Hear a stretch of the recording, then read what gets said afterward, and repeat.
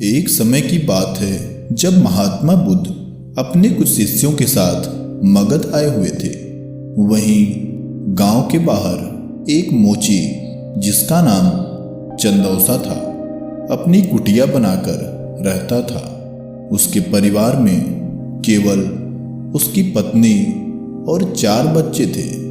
उसकी कुटिया के बगल में एक बड़ा सा तालाब था।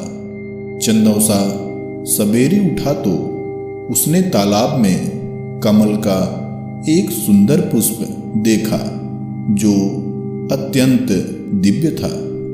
वह आकर अपनी पत्नी फुलौरी को उस दिव्य पुष्प के बारे में बताने लगा। फुलौरी पतिव्रता स्त्री थी। वह बड़े शांत स्वभाव वाली थी।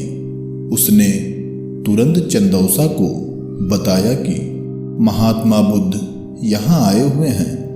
हो सकता है कि उनके इस तालाब के पास से गुजरने के कारण ऐसा हुआ हो। चंदौसा अब अमीरी के ख्वाब देखने लगा।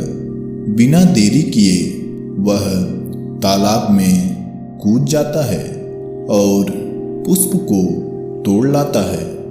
इसके बाद वह अपनी पत्नी से कहता है, जब मैं यह पुष्प राजा को दूंगा तो वह प्रसन्न होकर इसके बदले मुझे ढेर सारा मूल्य देंगे, जिससे हमारा जीवन सुखी हो जाएगा। फुलौरी भी उसकी बातों में आ गई और बोली, आपने बिल्कुल सही सोचा है। यह पुष्प हमारे किस काम का? आप इसे राजा को ही दे आइए।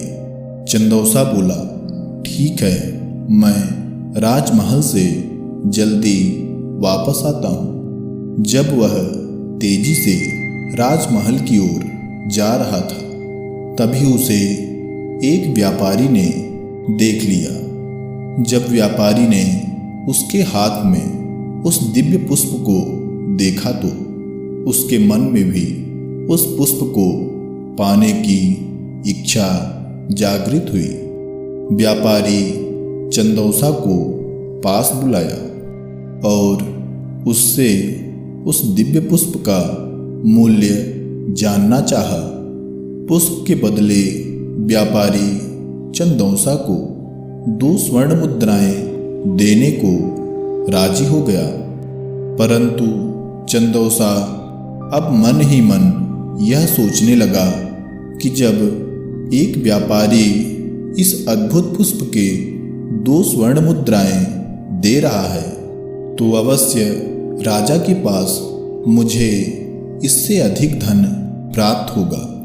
ऐसा सोचकर उसने व्यापारी को मना कर दिया और राजमहल की ओर चल पड़ा। रास्ते में उसने राजा रत्नेश को आते देखा और तब उस पुष्प को ले जाकर राजा को दिखाया। उस दिव्य पुष्प को देखते ही राजा रत्नेश ने उसे 5 स्वर्ण मुद्राएं देने की बात कर दी। चंदौसा अब यह समझ नहीं पा रहा था कि आखिर इस पुष्प में ऐसा क्या है जिससे राजा और व्यापारी दोनों ही इसे पाना चाहते हैं, और मेरे पास यह पुष्प है तब भी मैं नहीं जानता यह कितना मूल्यवान है। तभी अचानक चंदौसा का मन बदल जाता है और राजा को भी उस दिव्य पुष्प को देने से मना कर देता है और जाकर महात्मा बुद्ध के चरणों में गिर जाता है और वह दिव्य पुष्प उन्हें समर्पित करते हुए शरण में संरक्षण मांगता है। महात्मा बुद्ध उसे उठाकर हृदय से लगा लेते हैं और उसे अपनी शरण में ले लेते हैं। वह आजीवन महात्मा बुद्ध का शिष्य बन जाता है। उसे ज्ञान प्राप्त होता है जिसके द्वारा वह समाज के कष्टों को दूर करने का निरंतर प्रयास करता है। तो दोस्तों, अगर आपको हमारा यह वीडियो पसंद आया हो तो इसे एक लाइक और ऐसे ही जानकारी वाले वीडियोज के लिए चैनल को सब्सक्राइब कर लें। धन्यवाद।